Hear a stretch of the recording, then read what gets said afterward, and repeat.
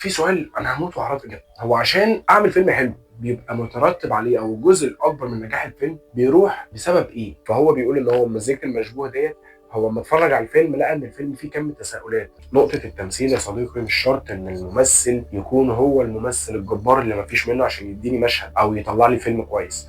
فيلم شبه فيلم ليلة البيبي دول، على قد ما هو فيلم جامد جدا، فيلم فيه مين؟ ليلى علوي، في عزت ابو عوف، محمود حميده، محمود عبد العزيز، نور الشريف، طحنه. المسلسل دوت طلع في رمضان، ما حدش كان يسمع عنه، ودول نجوم مش اللي بالعاده ان انت تروح تتفرج عليهم. طه دسوقي كان معروف كستاند اب كوميدي قبل ما يعمل حلقه خاصه وموضوعها ايه. اي قصه عشان ابلعها انا كمتلقي هي ما هي الا بدايه وسط نهايه، هي حدوته انت بتحكيها. مش شرط المؤلف يبقى كاتب دوت، بس المؤلف ممكن يبقى مديني سكه كده دوت، ان انت عندك ماتيريال وعندك خامات وعندك مفكرين وعندك ممثلين يغلبوا هوليوود ذات نفسها. انت عندك مواهب هنا مش موجوده في هوليوود، انت عندك مواهب هنا، المواهب اللي بره كلها ما تجيش فيها حاجه، احنا اللي ما بنستغلهاش صح. في اواخر الاربعينات اوائل الخمسينات افلامه لسه عايشه، 5 افلام، 5 افلام حرفيا هم لسه عايشين وهيفضلوا عايشين لكتير قدام. فده اللي بيحصل لما بعمل فيلم حلو، لما المخرج بيبقى فاهم، لما المؤلف بيبقى فاهم، لما الممثل بيبقى فاهم، لما كل حد بيتحط في مكانه صح. و خد لك نقطة